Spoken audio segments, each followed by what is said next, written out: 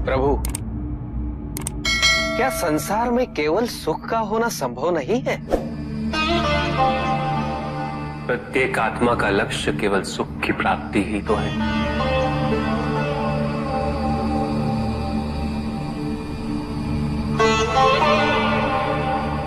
परम आनंद की प्राप्ति। किंतु हम सुख नहीं, सुख को प्रदान करने वाली वस्तुओं को एकत्रित करना ही जीवन का उद्देश्य मान लेते हैं। ये समस्त संसार माया है, सब कुछ नश्वर है।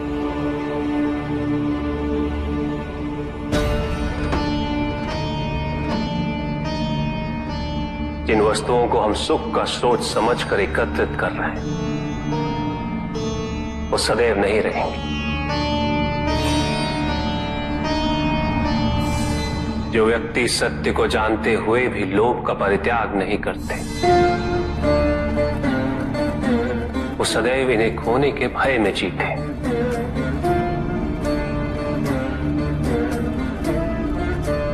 और जो व्यक्ति सत्य को जानते ही नहीं, वो अहंकार में जीते।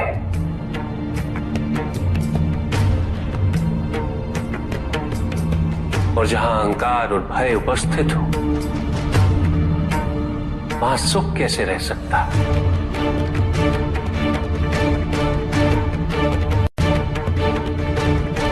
किसी को ये दुख है कि उसके पास कुछ भी नहीं, और जिसके पास सब कुछ,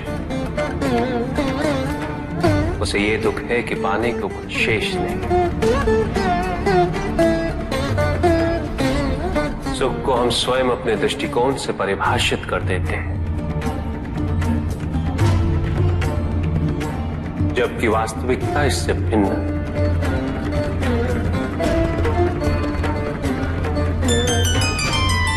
इसलिए आवश्यकता है अनासक्त रहने की। किंतु प्रभु, क्या आसक्ति स्वाभाविक नहीं है? और दुख का मूल कारण भी तो यही है ऋषि भृगु। आसक्ति हमारे मन की शांति को छीन लेती, उसे भंग कर देती।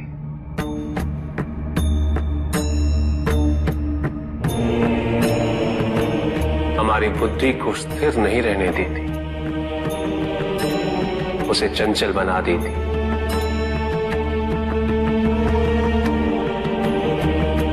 आसक्ति से प्रमाद की उत्पत्ति होती।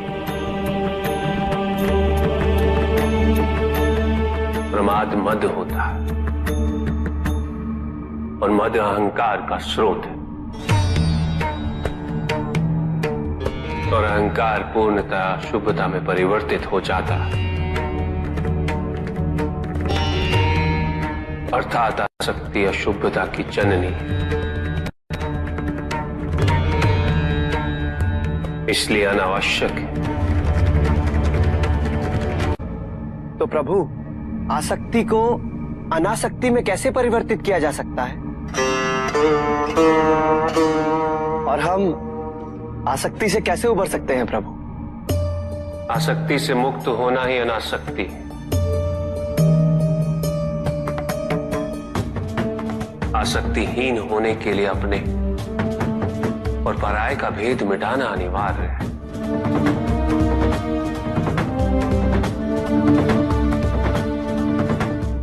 और यह तभी संभव होगा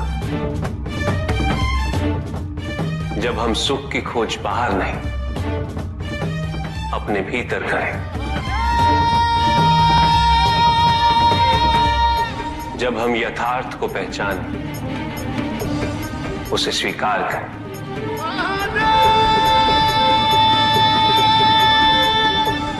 हम अपने सुख को सांसारिक तत्वों से परिभाषित नहीं करें। जब तक हम ऐसा करते रहेंगे, हम बंधते जाएंगे। जब हम स्वयं अपने भीतर झांकना आरंभ करेंगे,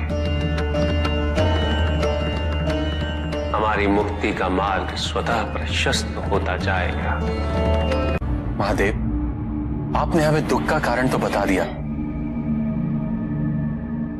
किंतु हम भय के बारे में भी जानना चाहते हैं।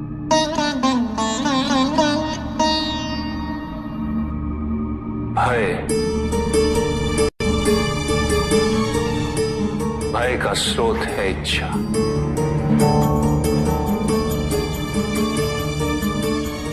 पाने की इच्छा होगी तो उसे खोने का भय भी होगा।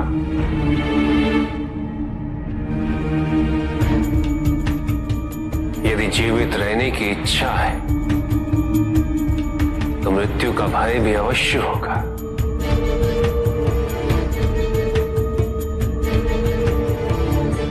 किंतु केवल मनुष्य ही नहीं, देवता, गंधर्व सभी इस भय से ग्रसित हैं।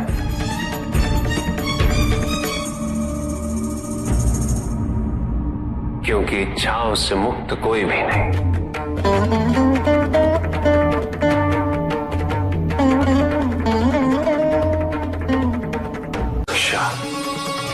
ईर्ष्या, द्वेष, परनिंदा और षड्यंत्र जैसे पाप भय से ही उत्पन्न होते हैं। और प्रत्येक पाप का प्रायश्चित केवल दुख और कष्ट उठाने से ही संभव होता है।